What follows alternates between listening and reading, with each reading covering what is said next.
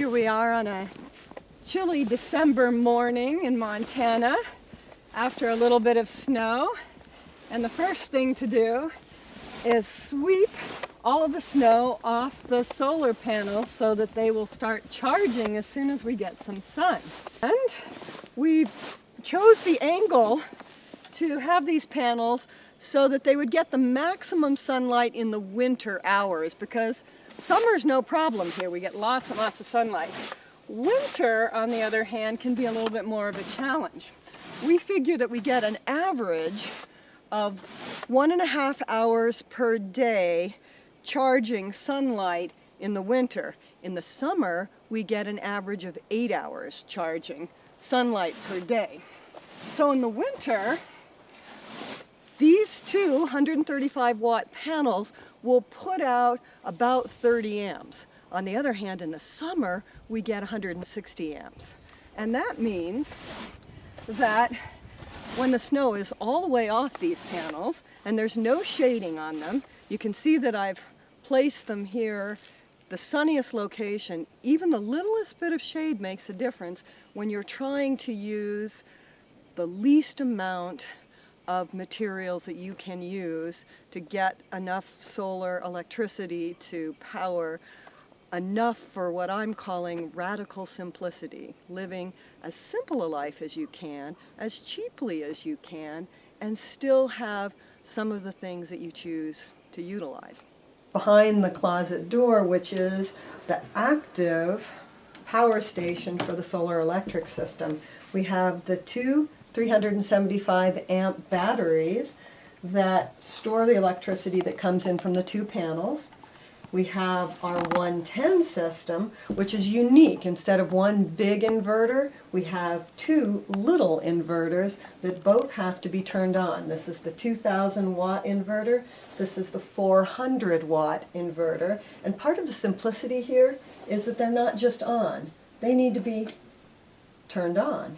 There's inverter 1 on, and inverter 2 on. We then go to the charge controller, which controls the whole electrical system, and it lets me know what's going on so that I can monitor my use and what's coming in from the solar panels. So right now, even on this cloudy day, the batteries are charged to 12 volts and we're getting 15 watts in. That comes straight from the solar panels and goes to all the DC lights and to the outlets. We have outlets like this that are very much like what you have in your automobile, and this, for example, is how I charge my cell phone in the outlets that are 12 volt. The two inverters I have that allow me to use 110 electric appliances like my computer are modified sine wave. Normally you would use a sine wave, so I have this old technology, which is a quiet tone filter, which allows me to use the modified sine wave inverters, which are much cheaper. These 12 volt LED lights provide all the light I need for reading and for anything else. They provide about 7 to 12 watts per light bulb. This is the power hog of the system. This is the 12 volt Sundancer refrigerator. It's well insulated and it opens from the top so that all the air stays down, doesn't flow out as in most refrigerators. However, it still uses 300 watt hours per day, so it really puts the test on cloudy days to my solar system. Here's one of the important backups that I've designed into the system so that I can have true radical simplicity and not have to have more than two panels and two batteries. After about a week of cloudy weather, the solar 12 volt refrigerator uses a little too much electricity, so we go back to what used to be used, and that is a cold box. And basically it's just outside, and we have insulation to the inside, and it's keeping all of the food at a very nice 45 degrees. Another very simple but very effective and cost-efficient energy-saving technique are these solar curtains that close off the light and the heat in the summer and keep in the warmth in the winter. This cabin was designed to take full advantage of solar heating and lighting. we have the 3 stages of heating and cooling. The first stage in the summer is the greenhouse that provides the most heat and the most light. The second stage is the sunroom with lots of windows. The third stage is the cabin that is old and dark and has large trees that shade the roof, keeping it very cool in the summer.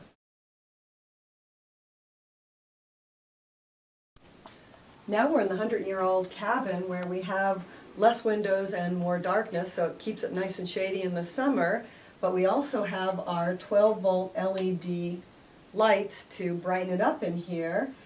The biggest carbon footprint I have is this old Wedgwood stove, which is propane. It uses about 20 gallons of propane per year to do all my cooking, including everything that comes from the garden, like this squash that I just baked. I knew there was going to be a huge garden associated with this cabin, so I designed in a root cellar, and there wasn't much room for a root cellar to store all the produce, but we had a hole outside of the cabin, the old cabin, that had been a spring, and we concreted it in. Hated to use concrete, but I did. And we have this small hole that actually stores quite a bit of produce. We have carrots and parsnips and onions and potatoes and beets and squash, all kept nice and cool below soil level. This old cabin is very comfy at 450 square foot. The new addition, the sunroom, is 225 square foot, which gives me a total of 675 square foot of living space, which is more than enough.